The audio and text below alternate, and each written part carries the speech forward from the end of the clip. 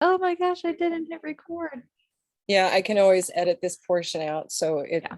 makes it easy. So Yep. we're going to go live and then we're going to hit play. Okay, we're going to go live. Tracy, you can join us when you can.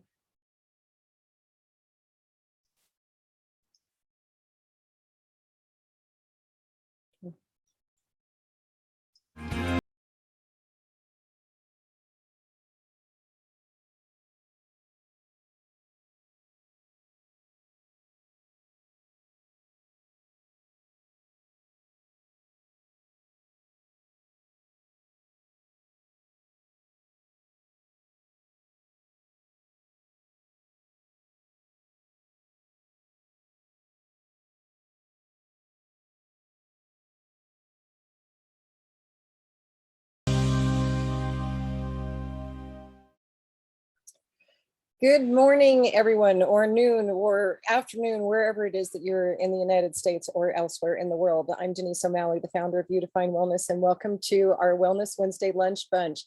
We have two people who will be joining us today, one who is running just a little bit late, but in the meantime, I have Dr. Nicole Grams from Offbeat Health in Madison, Wisconsin. Nicole, thanks for joining me today. Thank you for having me. So we're talking about caring for aging parents, and we're in the sandwich generation, and for those who aren't familiar with that term, the sandwich generation is when you're caring for your parents and you also have kids at home. Although my kid is an adult that's at home, but I certainly know what it is to be caring for an aging parent. And we even have an event we're going to show you in just a little bit that we're doing next week in partnership with AgeWise Colorado about supporting you when you are in that sandwich generation. But we want to chat today about, well, what's it like and what are the things that we can do?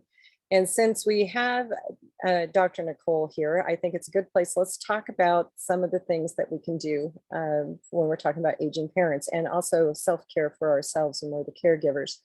So Nicole, you have a specialty of functional medicine. You're all about all body health. What are your thoughts leading into this conversation? Yeah, so the aging parents, obviously, or aging population in general, obviously dementia and Alzheimer's are topics that come up a lot, and that all has to do with brain health.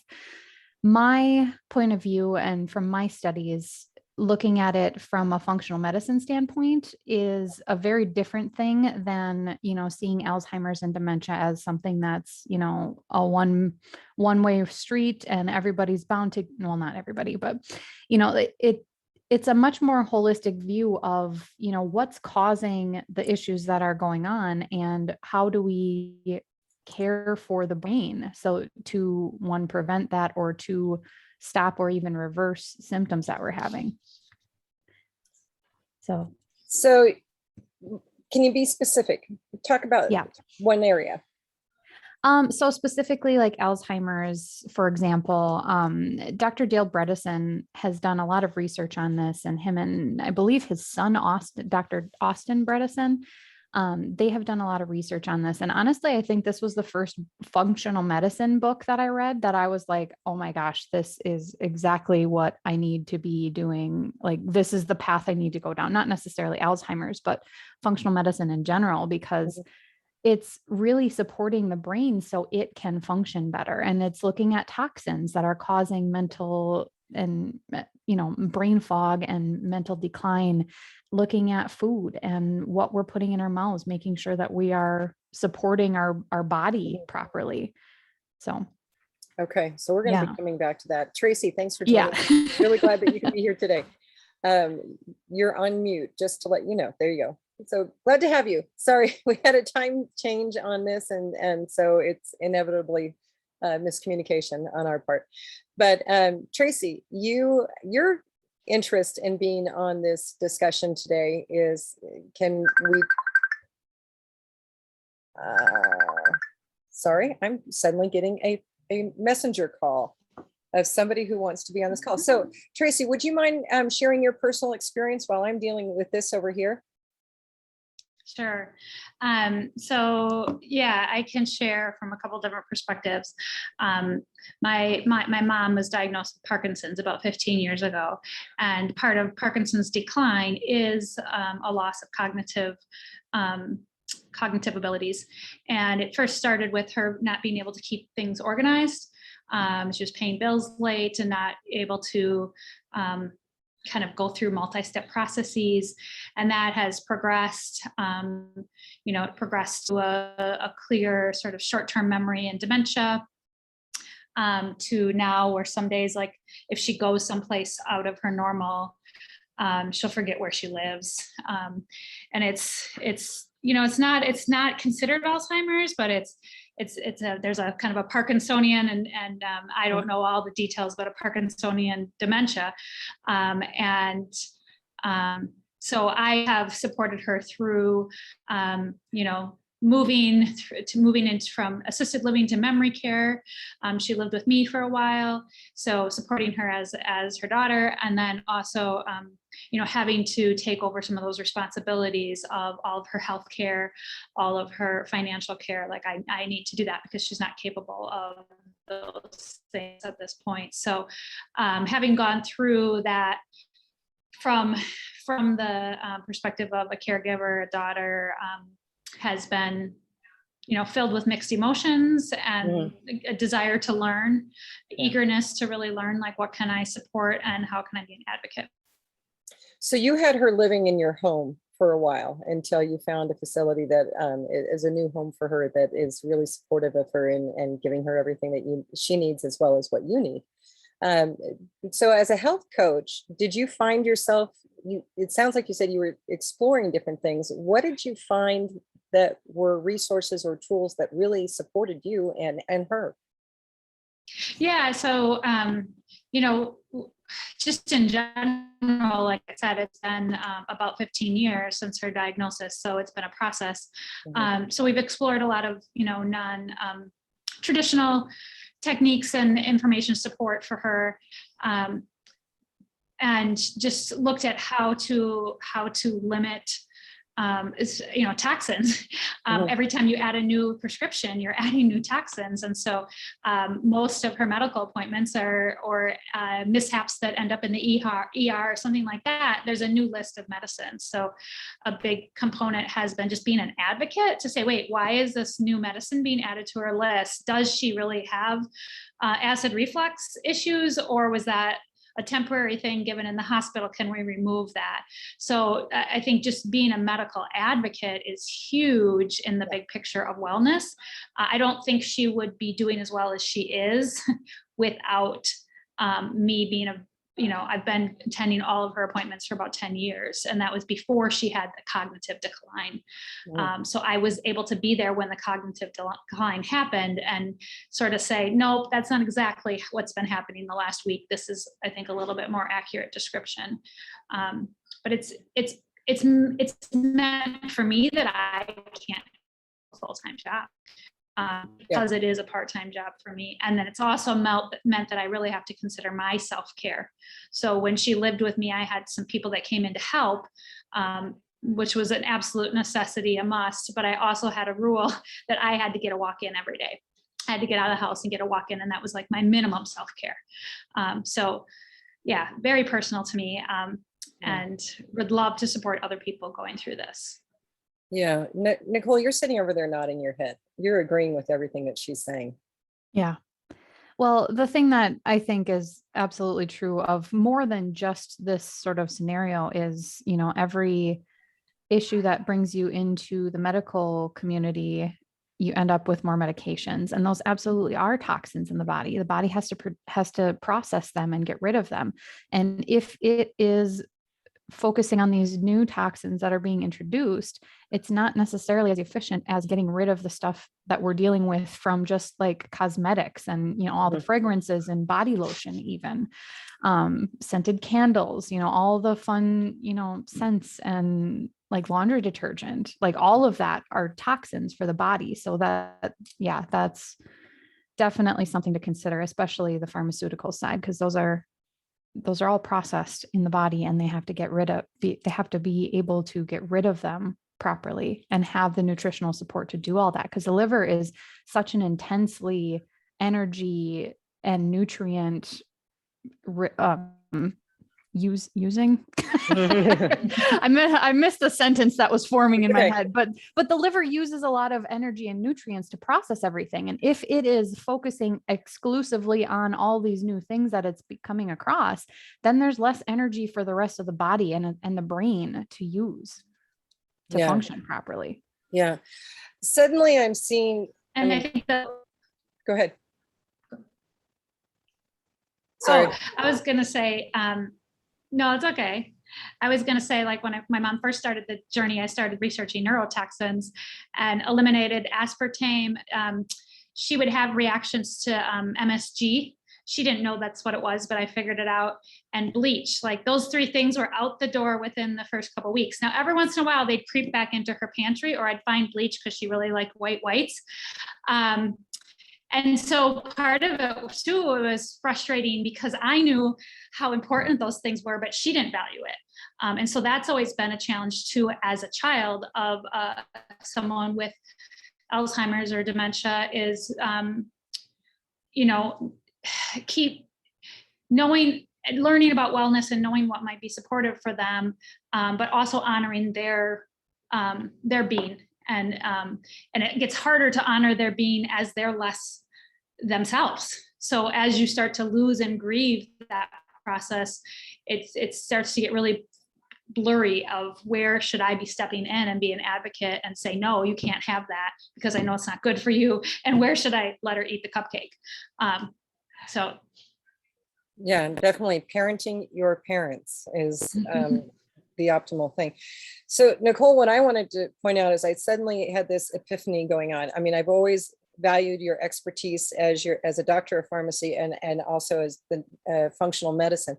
But this is really a great integration that you're talking about, is being able to understand what those pharmaceuticals are doing in the body, and having the corrective measures in place to be able to support somebody who's trying to help their loved ones. So I would think that would be a huge aspect of your coaching business, is it?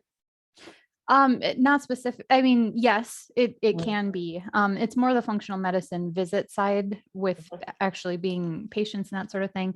And that's really just for people in Wisconsin that I work with, right, to help with medication type issues. But yeah, that's absolutely something that I can help people with. Yeah, sorting out, like, what are you taking? And looking at it from a food standpoint and an exercise standpoint and are you feeling good in your life sort of standpoint? Right. Because there's just so many things that we just want an easy fix, and medications are often that answer that doctors hand out because, it's easier than actually making lifestyle changes. Yeah. So I have experiences with being a caregiver, and I'll share that here.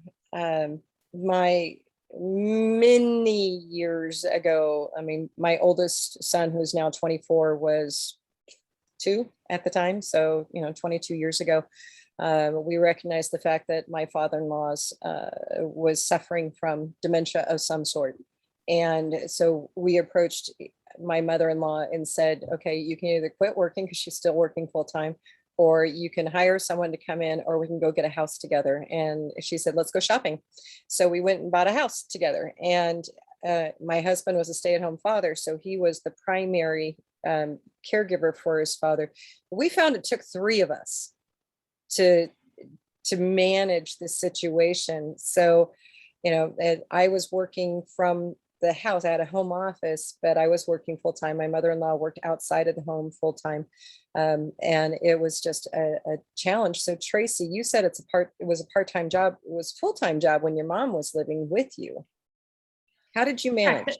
So there's 168 hours a week. That's 4 40-hour people. Plus someone to work extra 8 hours. Yeah. And I think just realizing that if you are a caretaker, like doing the math and realizing how many hours there are a week, and if you're getting up in the middle of the night with someone and that's affecting your own sleep, that affects your ability to be a caretaker. So I had someone come 2 nights a week minimum, so I could have 2 nights a week where I didn't have to get up. Yeah, so just, it was, it's work to manage other people too. Mhm. So that they're coming in and understanding, the expectations and just understanding the needs of my mom. I was very fortunate that I had people that, one, I knew, so I trusted them, and two, that were consistent. So it was the same group. It wasn't a rotating group. And that was really important, I think, especially with memory care. And knowing how to respond to a story that you've heard 20 times, or a big confusion that really it's okay that they don't understand that. And so, just learning and having people that responded with compassion and were able to laugh with her. I mean, that's for her, and I think it's probably different for some people, get very frustrated and angry when they can't remember something. But for her, if she'd say something funny and we just pause and look at her a certain way, then she'll just laugh and say, that's not right. Right. And then we just have we make it a fun moment versus a stressful moment. So that's been huge in supporting her, is laughter. I thank you for saying that, because it's really important. We had, after many years of this living situation, we had a number of stories that some would look at and say, oh, that was just so sad. Well, they're actually the stories that we laugh about, not that we're laughing at him, and he's long since passed, but there was humor in it. Like the time he thought that we were a funeral home and he wanted to know where we kept the bodies, because he had worked part-time as a chauffeur for a funeral home. And so that was just how he was connecting. But you have to find it, and you find the things that are uplifting. For my mother-in-law and my husband, it was really hard seeing their dad's mental decline. For me, I didn't know him before the dementia set in, and because this was early in our relationship. And so I was just the nice lady who baked him cookies every Sunday morning, because the smell of baking cookies calmed him down. And so you find things to lift up. I want to share a video real quick on something that we are doing on September 16th. So if you guys will bear with me for a second, I want to introduce you to this event that we're hosting in partnership with AgeWise Colorado. We can't see the video. Oops. Let's try that again. Technology, you gotta love it. I had picked it.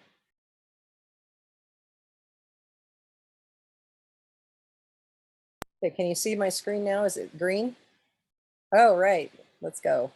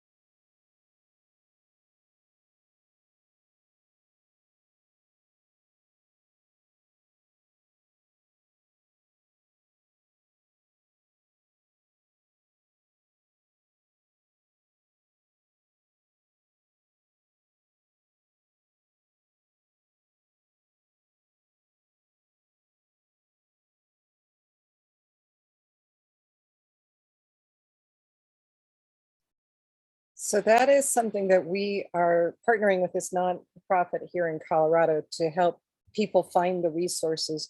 So I'm curious, Tracy, my question for you is, how did you find the resources? And then Nicole, my question for you is, how do you let people know that you're a resource? So Tracy?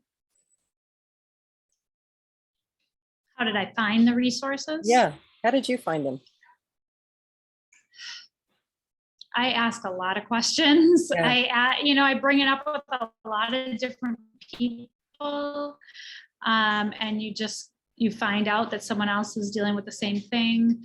I attend classes when there's been classes within the Parkinson's organization. There's been a lot of classes and resources. Our county has like an aging council that's been a great resource.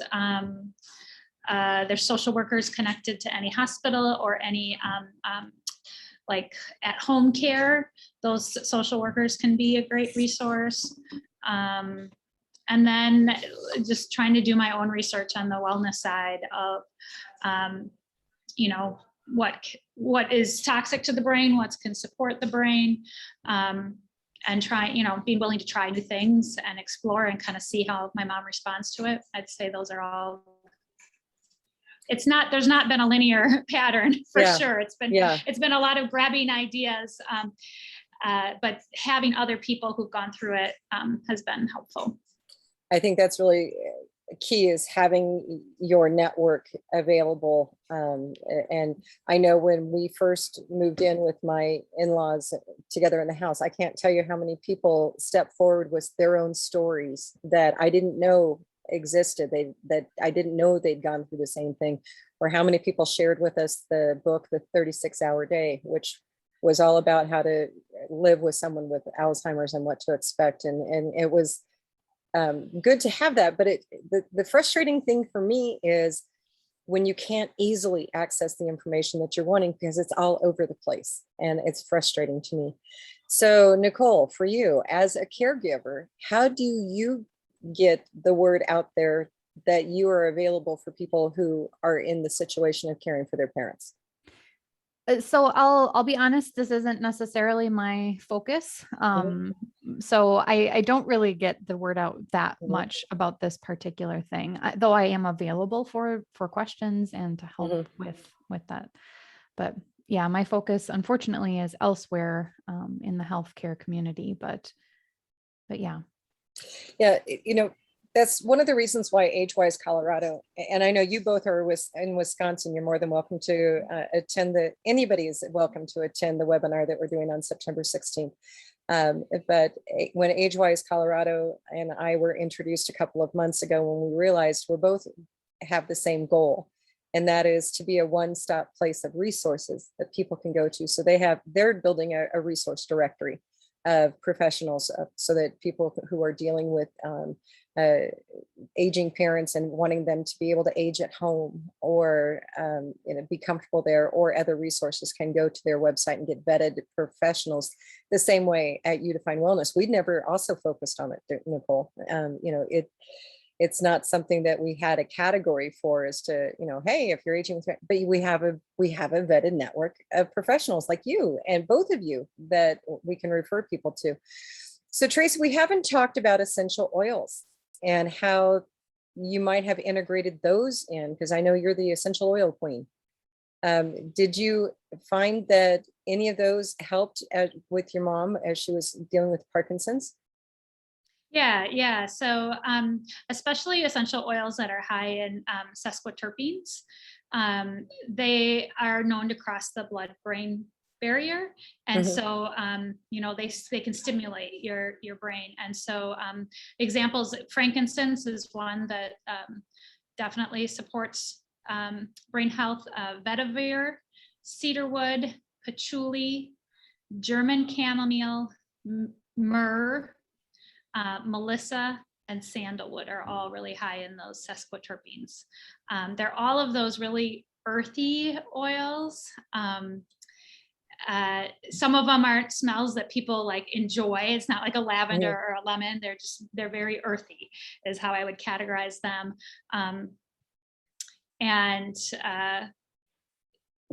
So just supporting using those in a diffuser, or my mom does tolerate sometimes oils like on her feet or in other places in your belly button, actually, if you want to support your whole body. But just even inhaling them is a really good support for her. So having a diffuser in her, she's now in an apartment, a memory care apartment. And so I have a diffuser there, and she benefits from having those there. So is she doing it? Have you taught her to do it? Is she able to do it, or do the caregivers at the facility do it at the apartment? Yeah, so it's mostly me. Again, I think that's something that I've had to realize along the way, is that I'm more passionate about wellness than she is. Mhm. And so that's been a really, really important piece of the process for me, though. I realize that that's about me. And that means I need to have a huge self-care component in this. And Mhm. that I can't keep coming at her with suggestions. I need to come alongside her and see what works. Because she has Parkinson's, she lost her sense of smell. Mhm. That was actually before she was diagnosed, and that's an early sign of Parkinson's is a lost sense of smell. Well, she can't smell much, but she can smell certain essential oils. Peppermint is one that she can smell, and peppermint is very supportive. Like, she gets sleepy a lot, so I put a drop of peppermint on. She smells it, and it just kind of helps her just be more aware and cognizant of what's going on around her. So that's a huge one. Trying to think of some of the others that she really likes, but yeah, those mints and wintergreens, eucalyptus, some of those little stronger oils are really pleasing to her, and especially because she can't smell, it does feel like a support versus something Tracy made me do. So Right. I think that's been one of the hardest parts for me, is realizing where is my place. And you can't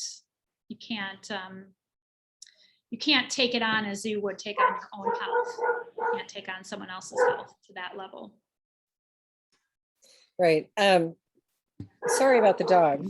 Although I'm delighted to hear her barking, because she hasn't felt good for the past several days. So this is the first day she's been barking, and she's making up for lost time. So we'll just celebrate her good health more than anything else.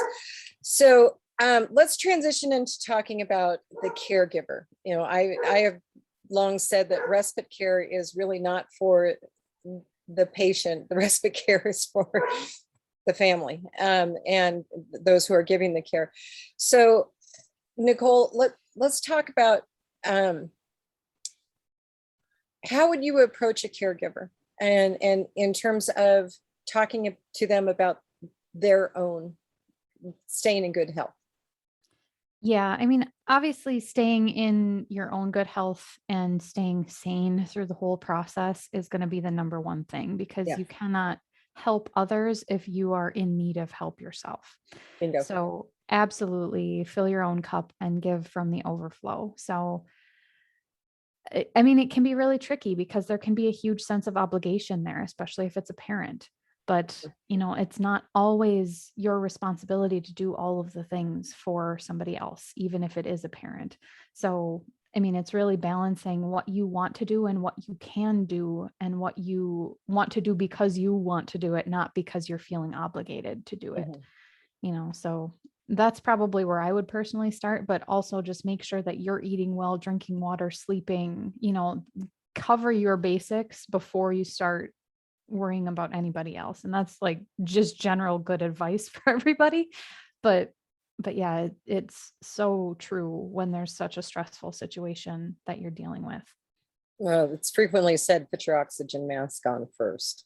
Yeah. Otherwise you can't assist them. So Tracy, what did you do for your own self-care?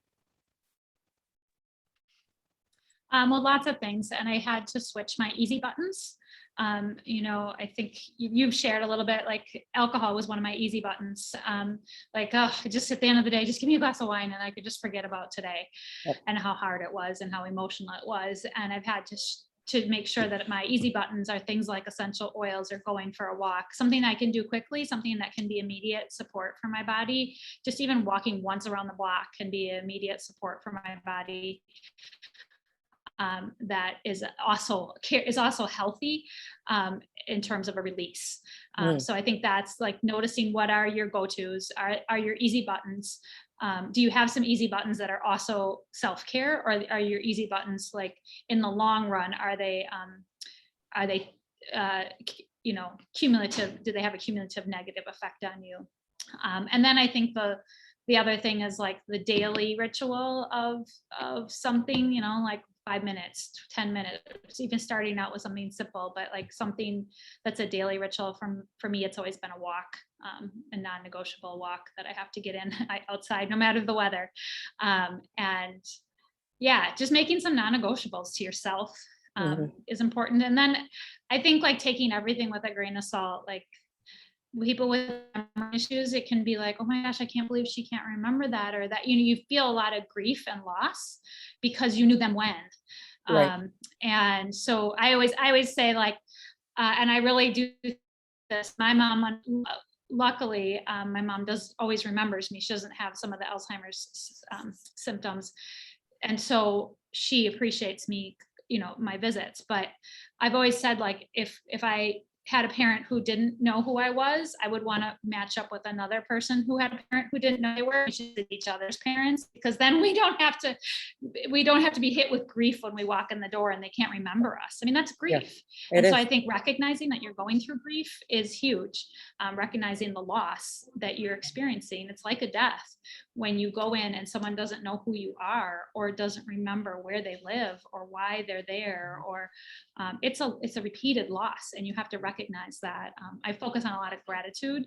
I try to leave my mom's thinking about all the things I'm grateful for, versus leaving thinking about all the things like, she couldn't remember this and she didn't know this, and I can't believe this. So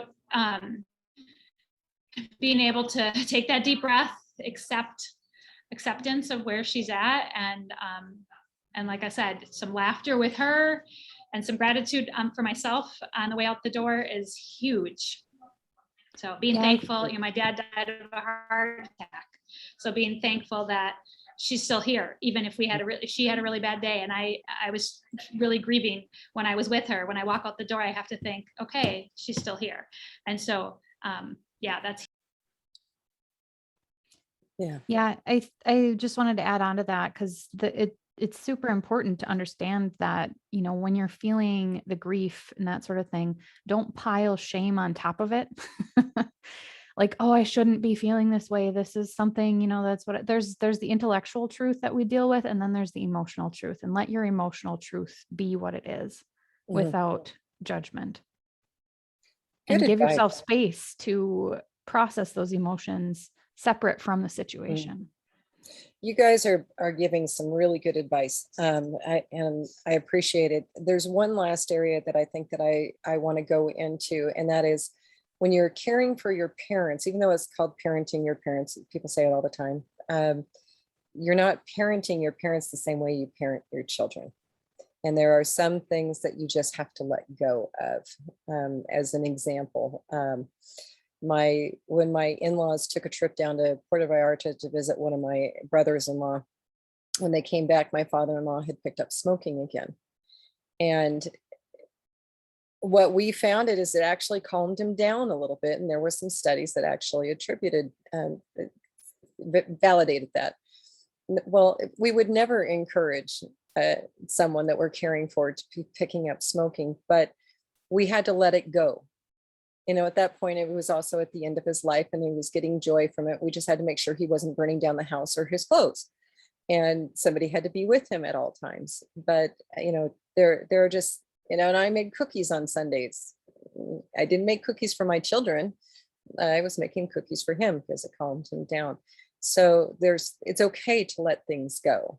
And I hope, Nicole, you're the functional medicine practitioner. You agree or disagree with that? Absolutely. I mean, after a certain point, there's not really, I gotta be careful how I say this, because I don't want it to come across as insensitive, because that's absolutely not it. There are ways that you can reverse some of the symptoms, but it is often a very strict nutritional protocol, strict, like all of that. And if that's not what that person wants to do, then you're just going to be fighting against a brick wall to try to get it done. And there's nothing wrong with having cookies or having a cigarette if that's what's really going to help everybody in the situation. Yeah, absolutely. Yeah, we are not promoting bad habits here, folks. The point is sometimes you just have to let things go. And Tracy, you found that to be true? Oh yeah. So when I parent my children, I parent for the future. Right. I want them to be successful, independent, caring, kind, people in their future. That's how I parent them. When I parent my mom, I parent for the past, especially because of a cognitive and dementia. You know, what were her favorites? And if her favorites were chocolate cupcakes with chocolate frosting and whipped cream and whatever, right? That's what she gets. So I do, and like Natalie said, or Nicole said, sorry, like Nicole said,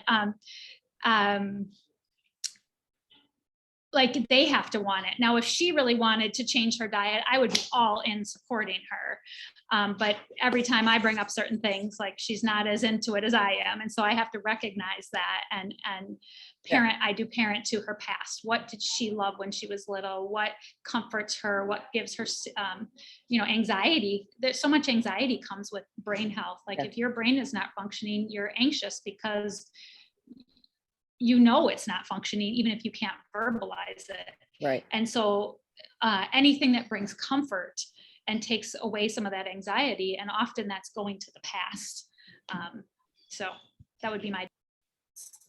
So I think we're at a point of final thoughts. So I'm going to ask both of you final thoughts that you want to add to this discussion. And while they're thinking of them, just letting everybody who's watching this recording or watching us live know that you can find them at the You Define Wellness website at you, as in YOU, definewellness.com. Just go to the Wellness Center and search for their names. You will find their stores where you can learn more about them and the services that they offer. And Nicole, your final thoughts. We'll start with you. Yeah, final thoughts. I guess if anyone's interested in looking at the Bredesen protocol, there's a book that he wrote because that's called End of Alzheimer's.